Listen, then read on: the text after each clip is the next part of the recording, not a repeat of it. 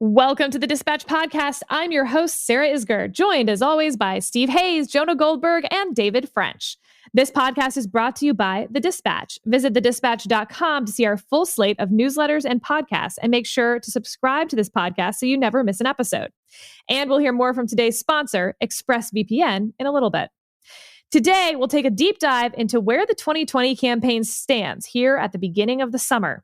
Head-to-head polls continue to see a drop in support for the president, but there hasn't been an equal uptick in enthusiasm for Joe Biden either. What does it mean? We'll see what the guys think. And then what the revelations in John Bolton's book mean for the Trump administration. And lastly, our conversation about sitcom characters turns out to be more just trolling Steve's cultural cluelessness.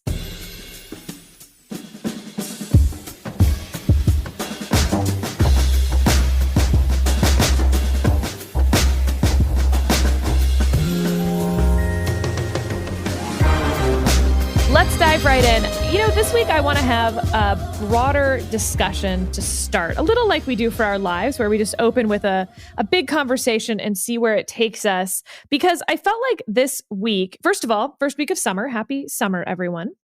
This week had a lot of news, but I wasn't sure a lot of it had staying power, like a lot of little news stories. So I want to have a broader discussion over where we find ourselves here at the beginning of the summer.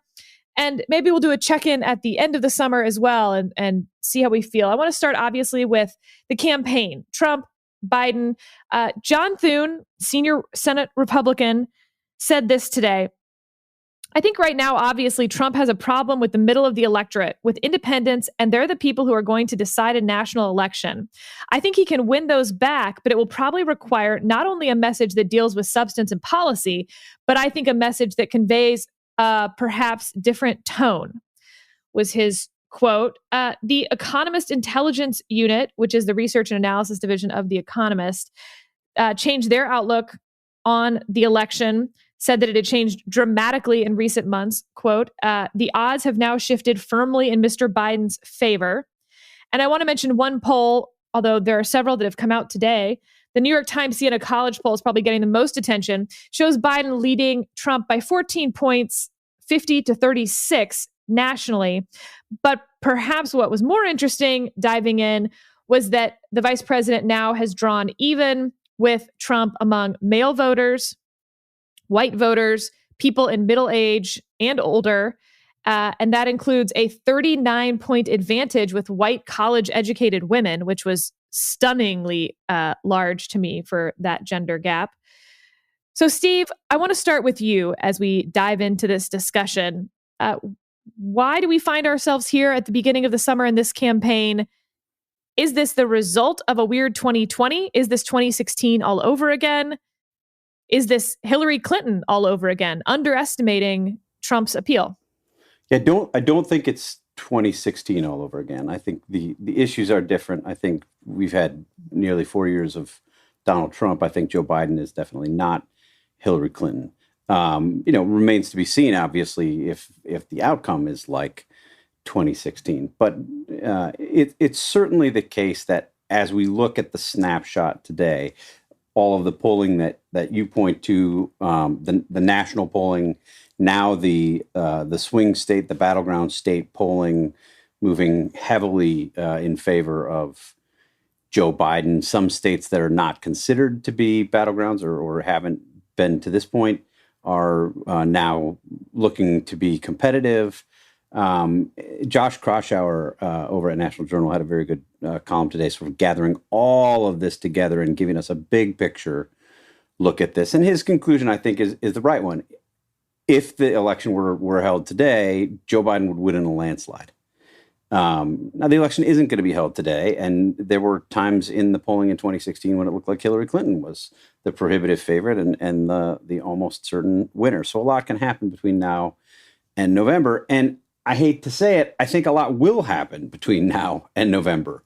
We have seen, I would say, the issue set shift away from Donald Trump's strengths in a considerable fashion over the past 6 months. Dealing with a crisis like coronavirus, dealing with something like the George Floyd killing and the protests and the aftermath. These are not likely to be Donald Trump's strengths in any context. They require things of a national leader that Donald Trump has really never shown, whether you're talking about sort of inspiration and motivation and bringing people together, empathy. And I think we're seeing him suffer because of that. Now, I think you can point to all sorts of other specific things that Trump has said, specific things that he's done, the coronavirus briefings, his missteps after, as the protests started, to explain why people are so down on him right now. And the final thing I will say is I do think there is this just for a certain part of the electorate, this overwhelming sense of exhaustion. People are just so tired of all of this. And, whether that will be enough to motivate people to go to the polls to try to change it remains to be seen. But I think that is something that sort of looms on top of all of the very specific things that we've been discussing.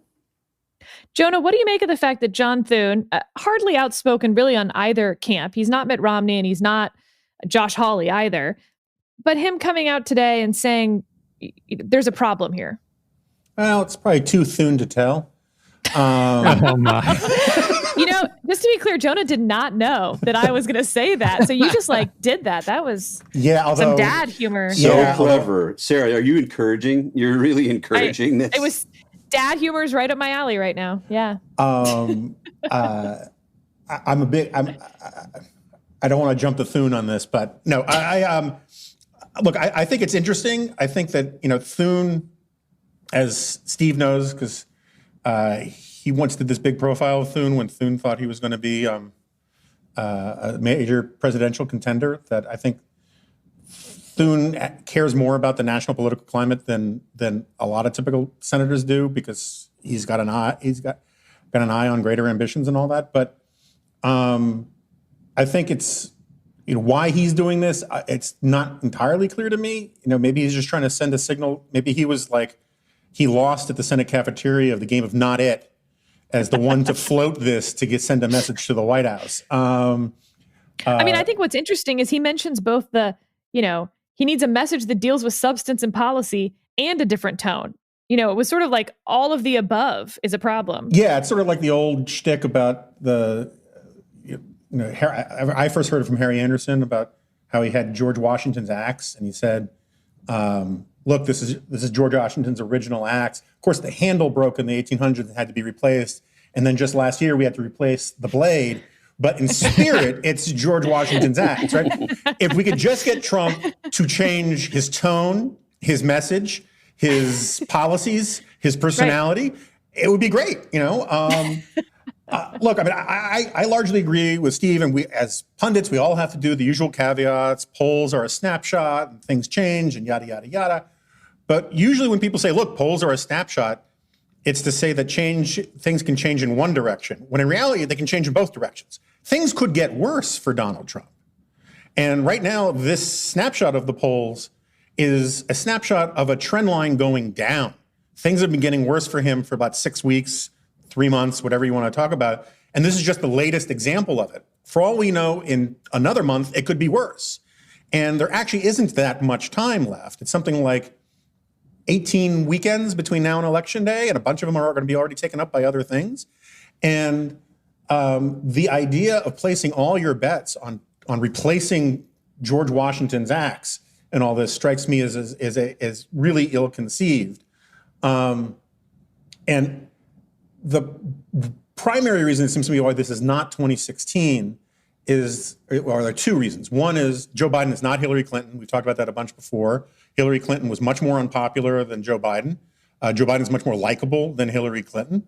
The GOP and voters knew what they were going, or at least thought they knew what they're going to get from Hillary Clinton, and what they think they're going to get from Joe Biden is more boring and less threatening.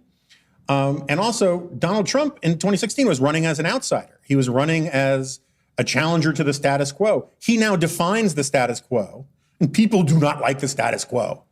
And And so it's sort of like I know he's trying, to figure out ways to impose order on the country, but it's a very strange argument to say if simultaneously that Joe Biden is both a terrible radical threat to the United States and he's sleepy and boring.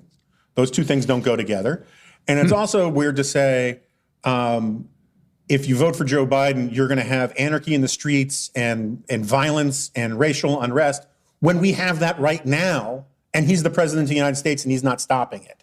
And so I just don't know that he has got, again, things can change, but if you were a betting person, you would be far smarter to bet right now that Joe Biden wins by 400 electoral votes than Donald Trump wins by picking the lock of the Electoral College, because it is almost, going just by the numbers, inconceivable to see how Donald Trump wins the popular vote outright this time around, since his coalition has shrunk so much. David, Reuters headline, poll of Americans approving of the way Donald Trump handled the pandemic at an all-time low. But when you dig into the numbers, it's still at 37% approve. So yes, that's the lowest it's been, but that 37%, I mean, this is your question because you've sung this song so many times, it's like burned into my head. His floor is so high and it's 37%, I'd say. Yeah. I mean, I think we're getting close to that floor now. And I have an idea, and I'm going to throw it out there for, the two statistical Nates, Nate Silver or Nate Cohn, whoever gets it first. Nate Cohn at the Upshot with the New York Times, Nate Silver with 538. Here's what I think here's the statistical number that I think might really determine this election. We'll call it the Flight 93 Index. Which side is more determined that the world will end if they lose? And I think the Flight 93 Index obviously favored Trump in 2016. There was a real sense, if you talk to conservatives, of just existential dread at the prospect of a Hillary Clinton presidency. I can remember having multiple after I publicly said I wasn't going to support Donald Trump. I can remember having multiple conversations with people in person to person, face to face, and near tears about how the nation will be over if Hillary Clinton wins. America will be over if Hillary Clinton wins. And I think on the left, while there was a strong disapproval of Donald Trump, there just wasn't a real sense he was going to win. Like there wasn't, in theory, they were afraid of what it would be like if Donald Trump was going to win, but he wasn't going to win. And now I just see a complete flip of that dynamic. There are just not many people here in suburbia where I am now who are tearfully saying Joe Biden will destroy America. Nobody can actually maintain that argument for any length of time. But there's this sort of, even though, Trump is up by 12, Biden is up by 14 points in the latest poll. The real RCP average is Biden up by 10. There was this really interesting Tim Alberta piece in Politico where he talked to a bunch of... Oh, we're getting to that for sure. Yes, he talked to African-American voters and they were still convinced Trump was going to win. Several of them thought Trump is going to win. And so there's this complete flip of the angst and the anguish. And I think I've talked to a number of progressive voters who look at the RCP average of 10 points. And if anything, it has increased their anxiety because they think it can't possibly be real. And so I think that if you're looking at the Flight 93 Index right now, it is off the charts on the left side of the spectrum and not really registering that much on the right side. Although some people are trying. Al Mohler in The New Yorker was interviewed and he talked about why he'd moved from 2016 being anti never Trump, never Hillary to being reluctant Trump in 2020. And he said, because the option on the other side is increasingly unthinkable. I don't think that's going to fly at scale. I just don't think it will. Well, let's talk enthusiasm. Steve, this weekend we saw the rescheduled Tulsa rally on Saturday with much lower turnout than the Trump campaign had set expectations at least. But it was also in the middle of a pandemic. It was also in Tulsa. And 6 of the advance staff had tested positive and had been announced, in the day before. Do you think to David's point, is there an enthusiasm gap, a Flight 93 gap, or is this just the moment that we're in of the pandemic? And once you do hit Labor Day, then you're going to get something closer to the normal situation where both sides become very partisan, enthusiasm increases on both sides, and we go from there. So there's an assumption built into your question, and that is usually there is. After Labor Day, things can possibly be normal, right?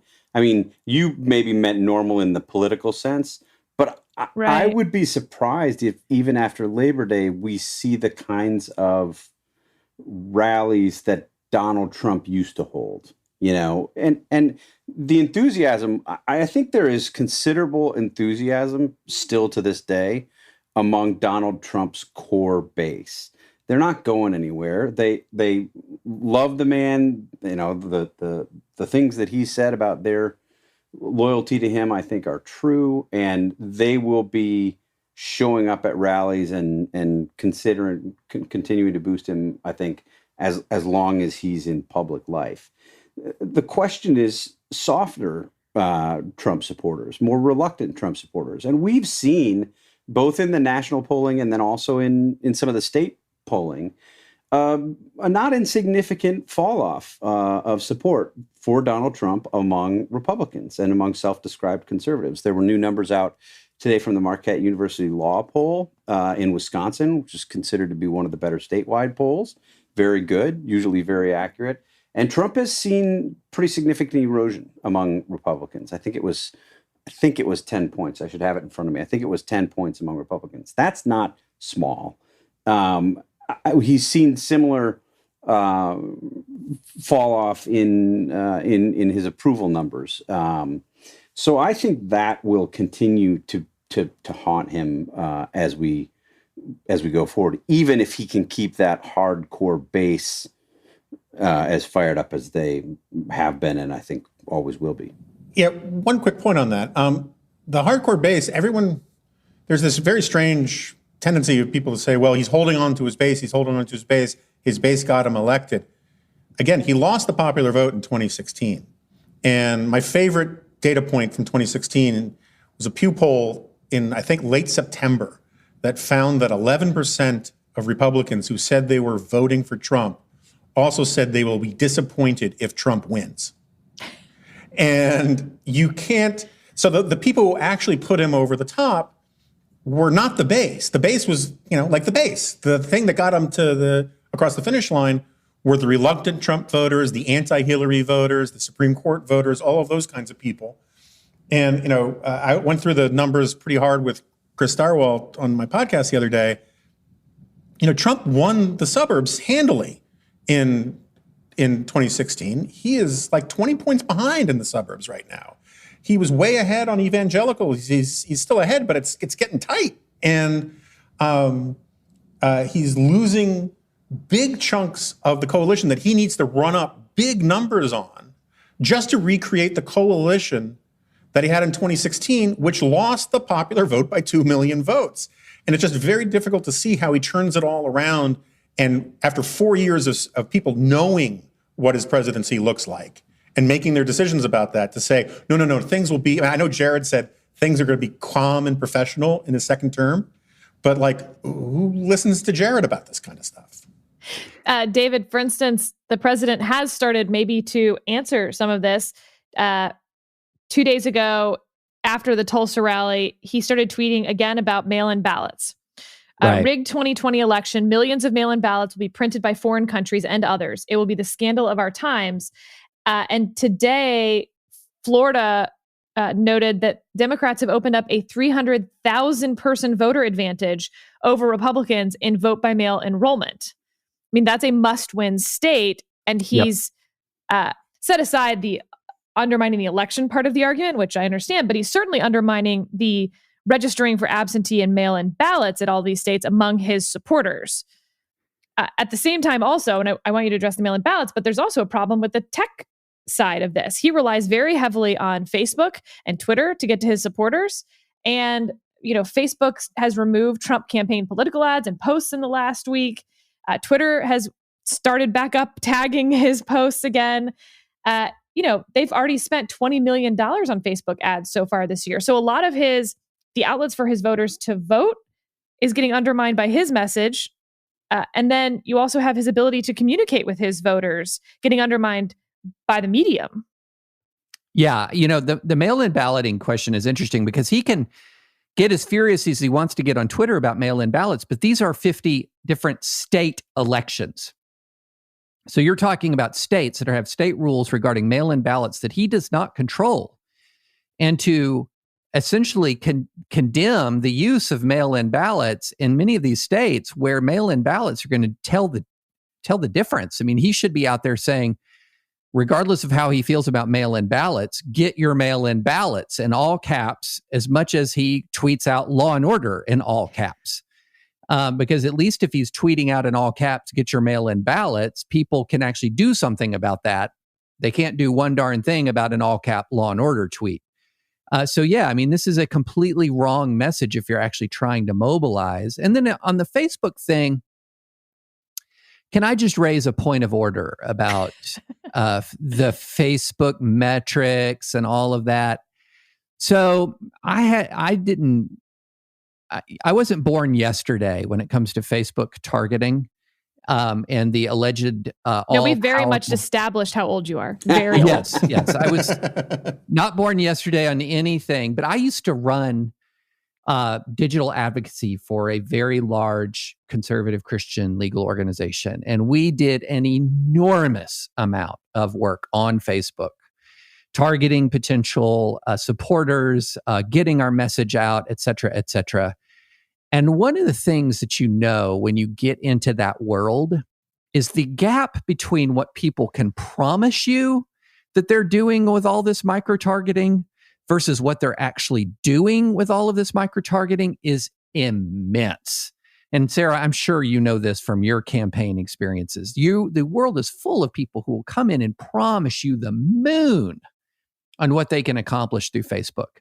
But what often ends up happening is what they're really pretty good at doing is serving up content to people that are already with them. And so, Brad Parscale sort of like generated this reputation. He's got this sort of, social media Death Star.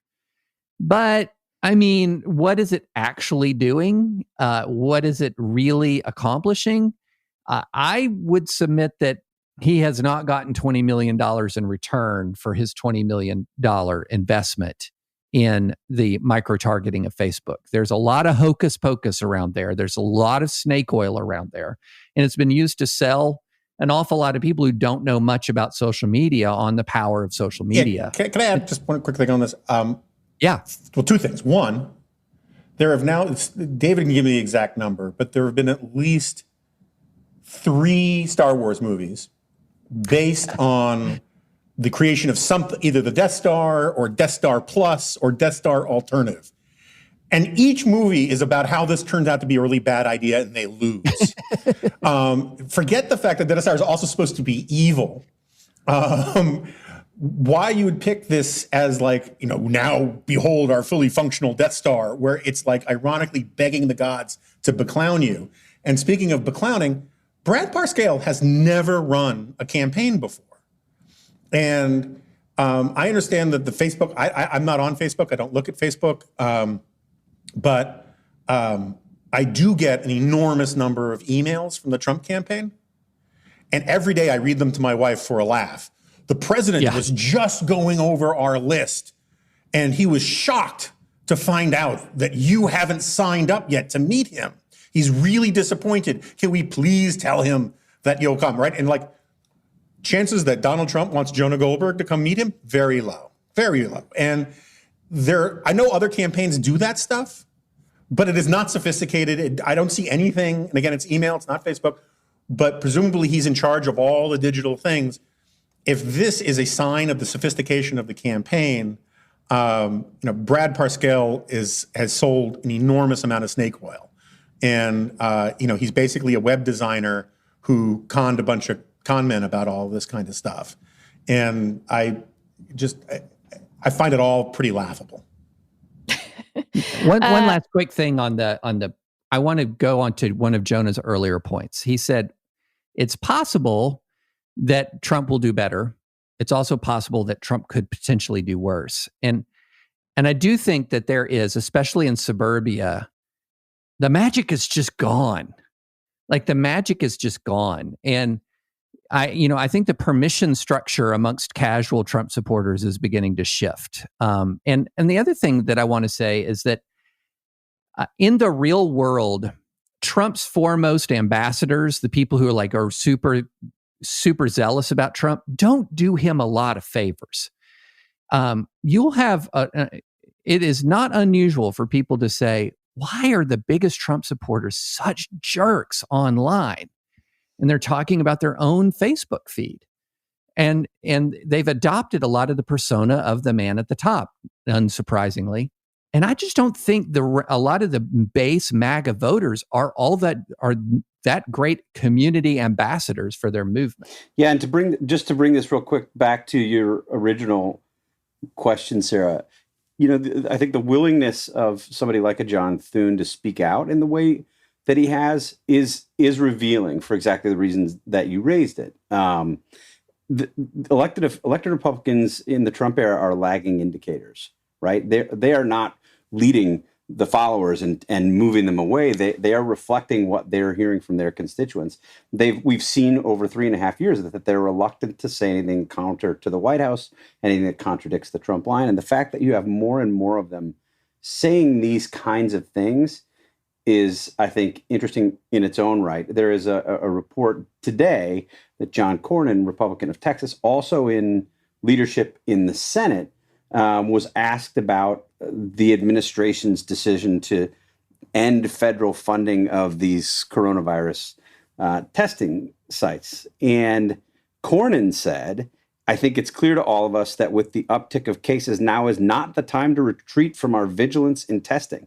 Well, you've had the President of the United States over the past 5 days down-talk testing in aggressive terms. I mean, there was this back and forth where he said he wanted the testing to be slowed, picking up on a theme that has continued over the course of the past several months.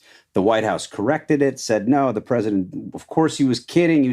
And then the president comes out and says, I do not kid, that I was serious. The fact that you have somebody like a John Cornyn, somebody like a John Thune in Republican leadership in the Senate, speaking out about the president and his tone and his leadership and his decision-making. One of my, somebody I talked to who's a Republican strategist said to me the other day when I asked if he thought all of this combined with the Bolton book was a big moment. And he said, I don't believe in big moments anymore. So it may not be a big moment, but it feels different than some of the things we've seen before. Well, let's talk about Joe Biden for a second then. David, you referenced Tim Alberta's piece in Politico magazine. He went to Grosse Pointe outside of Detroit and met with a group of Black voters there. And here's one paragraph from his piece. She stopped herself, quote, I'm going to vote, but Trump's getting back in office either way. End quote. This was another recurring theme of my conversations, a fatalism about defeating Trump this fall. Not a single person I spoke with at the cookout told me they believed Biden would win. Another voter said, I'll vote for Biden, but it won't matter. It's never going to matter who the president is. The cops are still going to pull me over in my Cadillac and ask me, how did you afford this car? Another, there's no excitement for Biden. Trump can get his people riled up. Biden can't. That's why there's all this talk of putting a Black woman on the ticket. That's not going to help him win. Yeah. We've talked about Trump for the last 20 minutes because this feels like it will be a referendum on Trump. But there is a problem if nobody thinks Trump will lose and Joe Biden can't get his voters to turn out in some of these states, and particularly African-American voters, like the ones that are being quoted here. What can Biden do to turn this around, David? I'm no political scientist, and I'm not 1/100th the political professional you are, Sarah. So you tell me if you think that this statement is wrong. Fatalism is not good for turnout. Yeah. So, I think a lot of it is winning, or the perception of winning, builds its own momentum. And there is still an enormous sense of shock and a hangover from 2016. I mean, quite literally, the Democratic Party and the left writ large did not intellectually grapple with the possibility of a Donald Trump presidency at all in the cycle until about 10:30 p.m. on election night. And when they grappled with it, it was grappling in the context of a sudden shock. And I think there is a lot of hangover from that. And then you combine it with the pandemic, you combine it with the unrest in the cities, you combine it with this relentless drumbeat of examples of police brutality. And you saw some of the polling numbers that Americans are sort of unhappier than they've been in a long time. And I don't know if it's so angry, unhappy can mean mobilization, but despair, unhappy strikes me as a different thing. And I think that's one thing that Biden's team has got to get a handle on. But I do think if the polling lead persists, setting aside the vice presidential candidate, if the polling lead persists and there's this slow emerging sense that, wait a minute, this could actually be real, I think a lot of those dynamics will change. But it is just way too early. And a whole lot of people have saw this movie before in 2016. And so I as I said earlier, I talk to progressives all the time who are just absolutely terrified that none of this polling lead is real. And that was backed up by that article. Jonah, I talked to a Trump voter earlier this week and just asked the very basic question because I didn't feel like, he confirmed his 200th judge today. And I was like, I don't think you're a judicial voter. The border wall you care about, but like if he doesn't build the border wall. So like how distill for me your support for Donald Trump? And this person thought about it for a second, said, he's an oppositional force to mitigate overwhelming liberal ideology. At least he's trying. The Biden team has been defined yet in that way of why their supporters need Biden in office. And when we're looking at his vice presidential back and forth, Kamala Harris, Val Demings, will that provide the definition? It's hard to see that at this moment. And so then you get back to the fatalism point that David just made. So how does the Biden campaign create that motivating definition, the oppositional force to mitigate overwhelming liberal ideology? Like that gets this voter out of bed. Yeah, I mean, so can we put a pin in your friend's explanation? Because I'm with Ross Douthat on this. I think Trump is actually a motivating force for galvanizing and catalyzing the left and to be more resurgent than it has been in a generation. He is creating a 1968 moment. He is not deterring the ascendant ideology. He is inviting it, and he's forcing moderate and left-wing coalitions to overlook their differences, to unify, to overthrow Donald Trump. We wouldn't be having this rounds of iconoclasm and tumult if we didn't have Donald Trump in office. So I think that premise is flawed, but he believes it, and I believe lots of people believe that. Look, I'm still, again, all the caveats, things can change, yada, yada, yada. I'm very skeptical of this argument, right now at least, that Biden is running a bad campaign.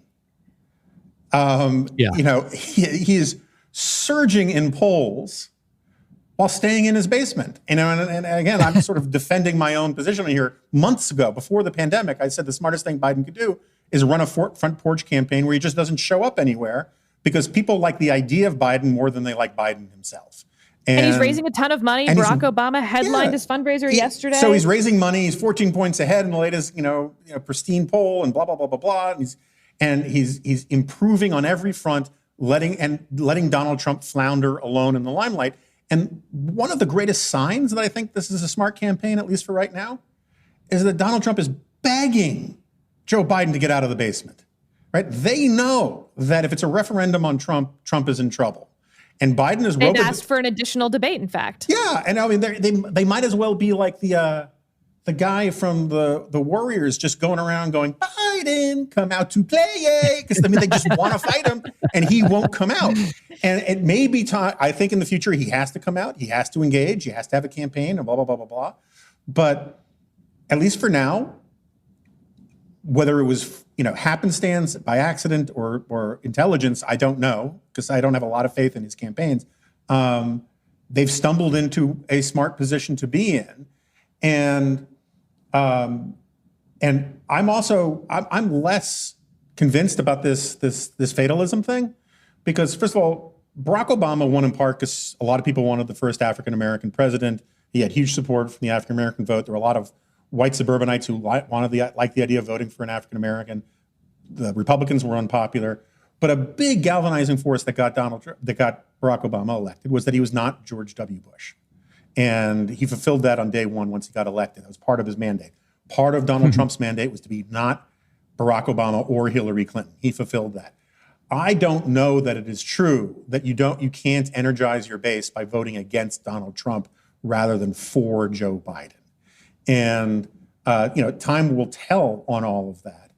I think the biggest danger for Joe Biden is that he goes out and he says something really goofy and weird, and it fits this sort of narrative like Al Gore exaggerations and all that kind of stuff. Because while Donald Trump, I think, says as many, if not more, goofy and weird things than Joe Biden does, they're priced into his personality in a way that people discard them. And we can still form an impression of Biden in a way you can't of Donald Trump. But I think voters just want to vote for normalcy. And the last point is, we're going to get more COVID cases. How many, how bad it's going to be, I don't know. But if and when we do, it's not going to be primarily in New York and New Jersey. It's going to start being in places like Arizona and Texas. And there are going to be a bunch of people who are disproportionately in Trump's coalition who are either going to get sick or know someone who's going to get sick or see their businesses closed down. And all of the stuff about saying, this is all going to go away, we've got a control on this, we don't need to do testing, all these kinds of things. There's much more potential for downside for Trump and all of that than there is potential for upside. So again, everything can change, but if you were a betting person, I just think it's kind of obvious that given where the trends are right now, it looks really, really good for Biden. Well, and Steve, Biden he has priced in on some gaffes like dog face pony soldier. Yeah. He's got some room to run on gaffes as well. Let's take a short break and hear from our sponsor. So we all know how ExpressVPN protects your privacy and security online, right? But here's something you might not know. You can also use ExpressVPN to unlock movies and shows that are only available in other countries. Now that so many of us are stuck at home, it's only a matter of time until you run out of stuff to watch on Netflix. ExpressVPN allows you to binge whatever, Doctor Who on UK Netflix, for instance. It's so simple to do. You just fire up the ExpressVPN app, change the location to the UK, refresh Netflix, and that's it. ExpressVPN hides your IP address, and that lets you control where you want sites to think you're located. You can choose from almost 100 different countries, so just think about all the Netflix libraries you can go through. Love anime? Use ExpressVPN to access Japanese Netflix and be spirited away. But it's not just Netflix. ExpressVPN works with any streaming service: Hulu, BBC iPlayer, YouTube, you name it. There are hundreds of VPNs out there, but ExpressVPN is ridiculously fast. There's never any buffering or lag, and you can stream in HD, no problem. ExpressVPN is also compatible with all your devices: phones, media consoles, smart TVs, so you can watch what you want on a personal device or on the big screen, wherever you are. If you visit my special link right now at expressvpn.com/freedom, you can get an extra 3 months of ExpressVPN for free. Support the show, watch what you want, and protect yourself with ExpressVPN at expressvpn.com/freedom. Steve, I want to make sure we leave enough time to talk about John Bolton, another part of perhaps Donald Trump's not good, very bad week so far. Is there anything that has been revealed in the book so far that you think will be compelling to voters? That's interesting. I would say that the thing that I think could have the most electoral impact is the way that the book undercuts Trump's claims on China. Trump is running as the China hawk. I am the tough guy. Joe Biden is weak. Look at all of these meetings he's had. He's clinked glasses with Gary Locke. I mean, this is the way the Trump campaign has gone after Biden on China. And it appears to be a central part of their argument on Joe Biden. Joe Biden represents the swamp. The swamp was soft on China. Therefore, Joe Biden is bad and shouldn't be elected.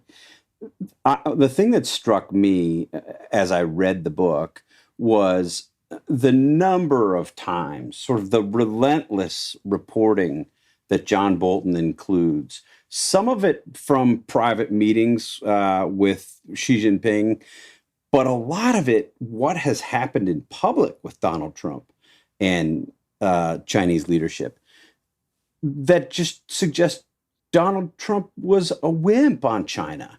He launched a big trade war on China, and he's used that to create the impression that he's otherwise been tough on China. And everything behind that carefully crafted facade and that single issue obsession of Trump, trade and trade deficits, in every other way at every other time, there are examples of Trump caving to the Chinese, seeking their support, obsequious behavior, again, in both public and private. And I had forgotten, frankly, maybe because there's so many of these tweets, the nature of some of these tweets. Remember the controversy over ZTE, and the president tweeted after a series of back and forths with Chinese leadership that he was not going to be as tough as he had planned to be because he didn't want China to lose jobs. There's a tweet out there saying that.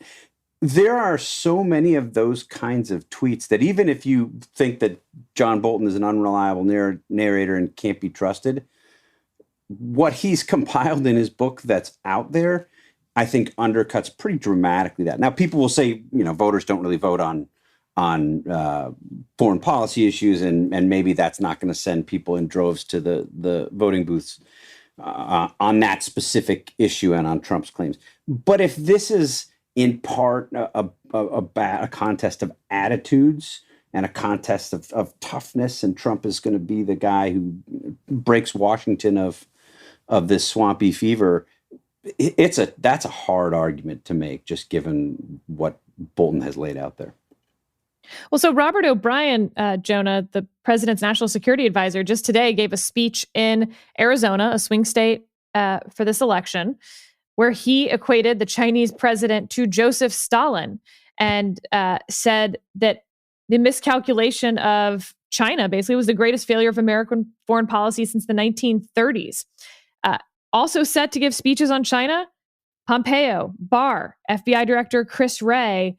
So they seem to be taking the Bolton book pretty seriously if you look at it from that angle. And to give that speech in a swing state, to me, means they take it seriously electorally, not just in terms of how China may view it or other foreign allies. Yeah, I think that the era of China hawkishness is here, and the only intelligent question is whether we're going to have smart hawkishness or dumb hawkishness. I've talked about that a bunch. I do think it's kind of interesting and a little troubling how, I don't know what the context of Ray's remarks, but, you've basically just described the entire leadership team of the foreign policy establishment of this administration, all basically giving speeches to fit a political campaign agenda, which, used to be considered a little iffy. And it just struck me about that. Where I disagree with, look, I think they're going to make a big deal about China. They're going to try to tag Joe Biden with China. And in that context, I think Steve is probably right that the stuff in the Bolton book will be useful fodder for the Biden campaign to push back on the narrative that the Trump campaign wants to put out there. At the end of the day, I think it'll probably be a draw because Biden's got a bad history with China. But But I think that the political significance of the Bolton book is less about the China stuff, which, it's hard for me to gauge what the salience of that with voters will be, because it depends so much on how the pandemic plays out. But rather, it's just this thing where there are a lot of people who are looking for permission to not vote for Donald Trump. And that's, I'm not part of the Lincoln Project. I don't tweet out their stuff. I don't, all that kind of thing. That's their business. But their theory, I think, is a somewhat sound one, which is they're trying to convince loyal, lifelong Republicans and conservatives that it's okay to reject the binary choice thing. Doesn't mean you have to vote for Biden, but you're not a traitor to your tribe by not voting for Trump.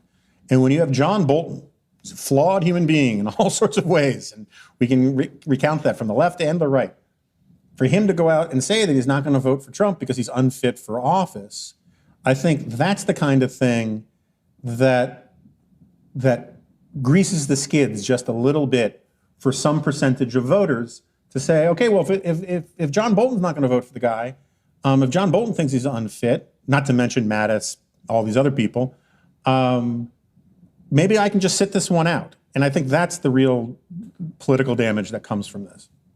David, there's also some legal shenanigans around the Bolton book, of course. Ongoing questions about whether Bolton will be able to profit from his book in the DC courts right now. But what has struck me is that Bolton has been vilified now by both sides, really. The right has vilified him for publishing a tell-all about Trump. Fine. But you also have the left not embracing this really at all, because they feel like he had the opportunity to testify during the impeachment hearing, chose not to do so. And then when asked why he didn't sort of reveal some of this at a time it would have mattered, his answer was, I didn't want to help the Democrats either. Yeah. So what is it, as you look at the legal side, what does this say about future members of administrations who may want to raise their hand and say there's a problem? Yeah, so I really highly recommend Jack Goldsmith's piece on this in thedispatch.com, where he talked about, although the judge in the case denied the injunction that the Trump administration sought to prohibit distribution of the book, which is, I think, compelled by relevant case law. He indicated that there might be some punitive action coming down the pike against Bolton for not seeing the classified information review all the way through to the end, or filing his own lawsuit to have a declaratory judgment rendered against the Trump administration, which would, of course, delayed publication considerably. And I think Jack raises some really good points about concern for free speech in this kind of punitive, the sword of Damocles that's hovering over Bolton's head right now. A classified information review should be a process that is undertaken promptly and expeditiously. It cannot be something that drags out for months and months. It just cannot. We're talking about information that is in the public interest from people who saw history happen in real time. And the idea that an administration can drag out an approval process for months and months is, I think, constitutionally deeply problematic. So I do think that there's a real issue here for future for the people who come out of the Trump administration in the future. How long are they going to be dragged through this process? Although, Sarah, I have a sneaking suspicion that if Joe Biden wins, that the classified information review process will suddenly get extremely expeditious in granting people opportunities to write memoirs about the Trump administration. One thing that and I'm going to again recommend another piece at thedispatch.com, Steve's review of the Bolton book, because what I liked about it was that it didn't focus on the big bombshells, but more just the relentless drumbeat of incompetence, of ignorance. And look, we get that a businessman coming into the presidency isn't going to know a lot of things, maybe even not know that Britain is a nuclear power, for example. But is there the intellectual curiosity to learn? Are you a sponge? Are you soaking up this information? And a lot of what you heard was the answer to that is no, decisively no. I look at the Mattis statement And the Bolton book is sort of like the equivalent of a teaser and a trailer for the movie of the Trump presidency, like the historical look back at the Trump presidency, from two sources that really you cannot pin down as inherently and convictionally anti-Trump. And I think that 1-2 punch, Mattis followed by Bolton, there's nothing that is like the tipping point. It's all chipping away. And this is another chipping away, takes another brick out of the wall of his support. And I think it's done, I'm not going to say it's more than marginal harm, all taken together. So Sarah, Steve, yeah. Since you're the actual person who works on campaigns and stuff, what do you disagree with any of this stuff? I mean, you can't hide in your bunker while we mob Lafayette Square. I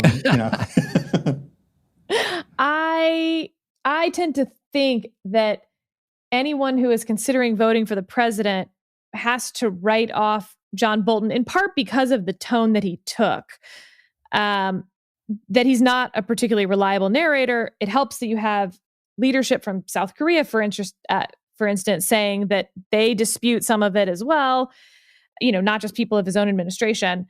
But it goes to my big question that I have. John Bolton joins an administration that he knows the president doesn't agree with his view of the world. And his view of foreign policy and his views as a national security advisor. But he goes in anyway, presumably to try to persuade the president of his views or to make the difference where he can. And then he writes this book on the back end. And I guess I'm left sort of wondering what the motivation is. What does he think he's accomplishing? Because I don't think it'll have huge electoral consequences, I guess. In part because I don't think people vote on those issues. I think they do vote on coronavirus and Floyd and just an overall sense of, are we heading in the right direction? Is this all sort of out of control, status quo, all of those things that are far more amorphous than, does he know whether Britain's a nuclear power? But then I don't really understand what John Bolton's goal is. I mean, vengeance. Steve, but that's not an impressive goal to me. Yeah, no, I agree. I mean, I think he's perfectly open as a messenger to be attacked, but that doesn't mean he's lying, True. But it means he has a motivation to exaggerate or put things in a context that would be most negative. Whereas I don't think the way that Mattis has approached this has been that. But I feel like Bolton has invited himself to this, to being dismissed. Yeah, I mean, it's an interesting question. I think you're right that I think most people who are fans of the president are not likely to read the book and therefore will not be persuaded by what's in it. So a little reporting. I don't think it was as much vengeance as sort of we understand vengeance. Bolton had a lot of this book written when he left. So that is interesting to me. It reads like he went from, meeting A, stopped in the bathroom for 5 minutes and took notes, detailed, copious notes about what had just transpired, including things like so-and-so led off the meeting, so-and-so responded to this particular point this particular way, so-and-so left early, the meeting ended at this exact time. I mean, it's possible he's got all that wrong. It seems unlikely that he's got all that wrong. And many of his quotes read like direct quotes, which I think gives it this air of authority. I think the big, the question that Jonah raises, I mean, to me, the biggest flaw in the book is related to what Jonah is saying. I mean, we all knew who Donald Trump was more or less and what he believed when John Bolton went and worked for him. And Bolton is pretty clear in the telling of this story that he's ambitious, that he wanted to either be National Security Advisor or Secretary of State, and he didn't want to take anything else. And he had a campaign. I think he may have even used the word campaign at one point to describe his efforts to get into the administration. So John Bolton is ambitious. We've known that about John Bolton for 20 years.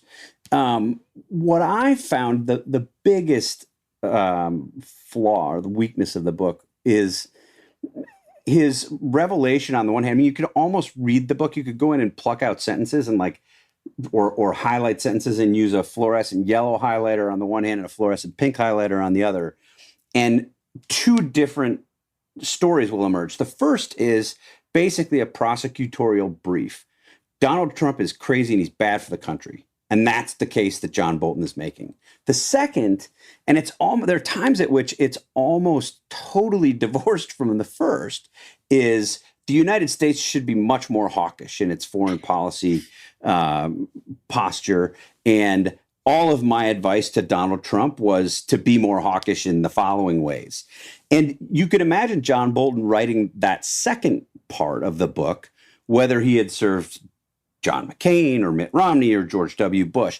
The arguments are the same. These are things that John Bolton has believed in for years. And he's making those arguments to Donald Trump. The problem for me is, as somebody who shares not all of Bolton's hawkish views, but a lot of them, just sort of generally speaking, how do you encourage somebody like Donald Trump, whom you think doesn't have good judgment on, what he eats for lunch or what he's tweeted today or the people he's attacking, to go bomb North Korea, a nuclear rogue state with an unstable leader who's publicly vowed vengeance in the United States? Like, there's this huge disconnect to me. If I were working in the Trump administration, I would imagine that I would have done everything I could to keep Donald Trump from doing taking some of those more aggressive policy steps. And the last thing, there's a big chunk of the book, Bolton goes after Jim Mattis. He does not like Jim Mattis, and he's tough on Mattis. And he's tough on Mattis and that original set of national security advisors, that team, Tillerson, McMaster, Mattis. He derisively calls them the adults in the room, and seems frustrated that they get such good press for trying to constrain Donald Trump. But if you read what John Bolton does throughout the book, he's very clearly trying to not constrain in some ways, but shape Donald Trump thinking using, in many cases, the exact same techniques that the adults in the room were using, and with arguably more success in some ways than the adults in the room. So it's never clear why it's really bad for Jim Mattis to act in the way that he did to constrain Donald Trump, who John Bolton is saying is crazy, but it's not. It's somehow okay for John Bolton to encourage this guy that he says is crazy to go do all this aggressive stuff.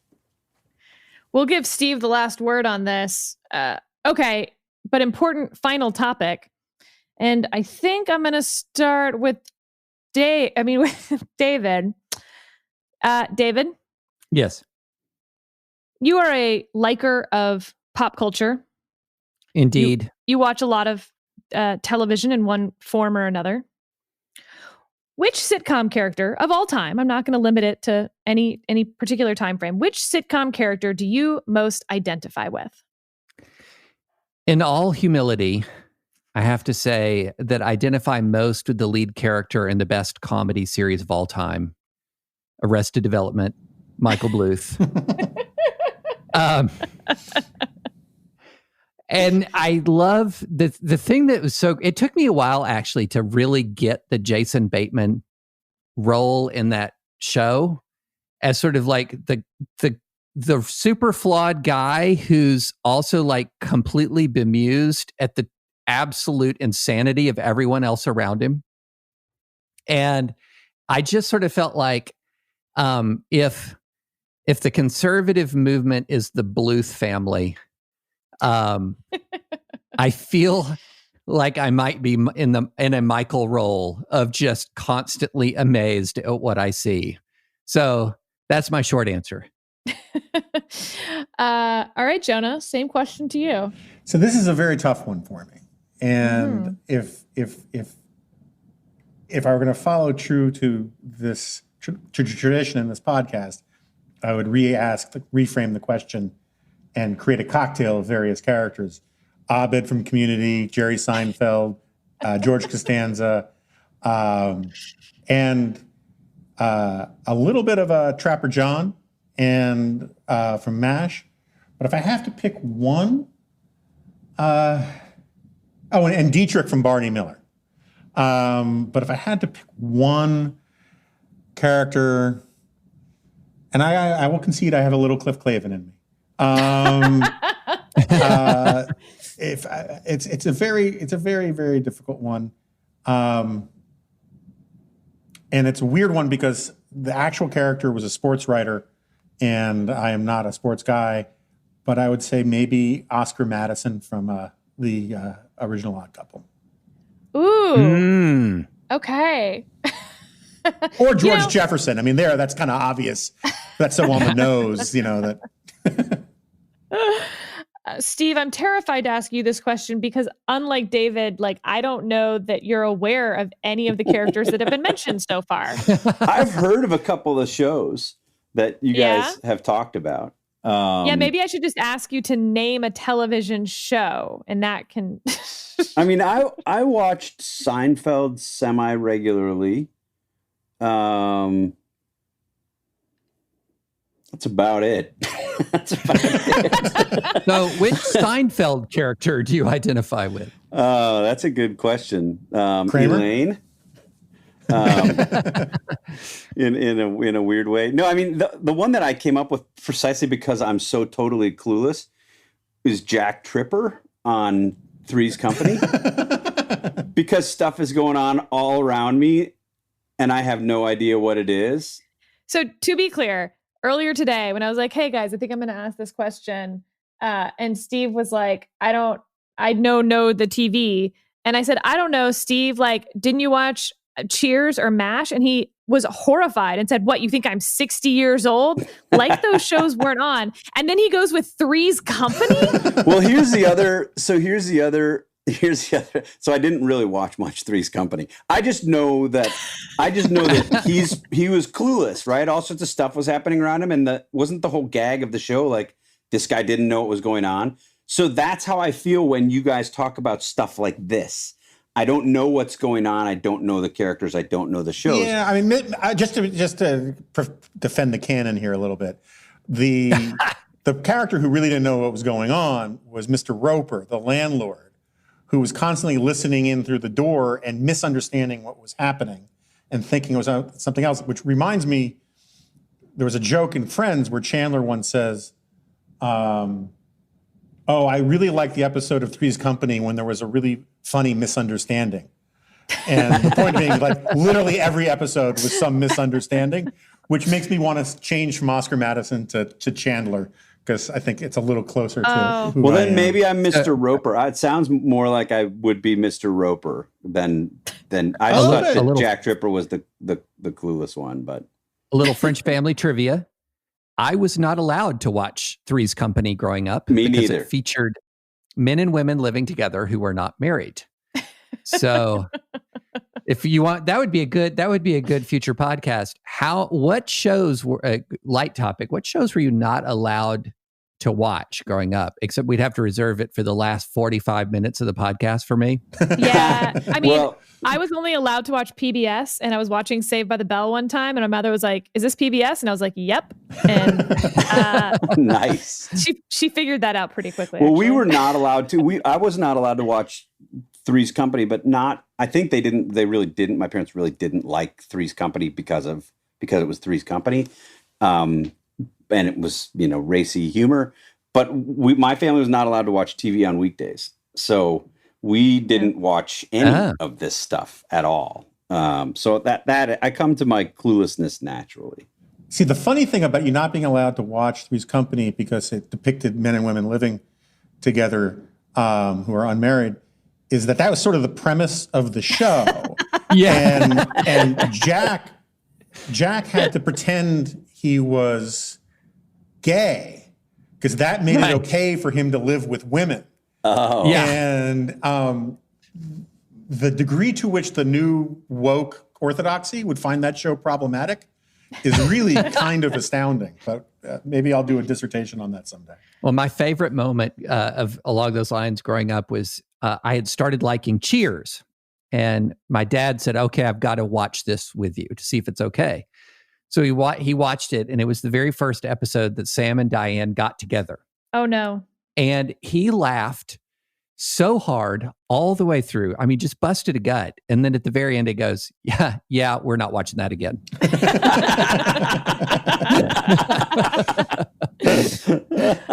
Well, so I saw Blade Runner because I went to go see Diner with my dad at a young age. And about 5-10 minutes into it, there was a sexually risque thing going on.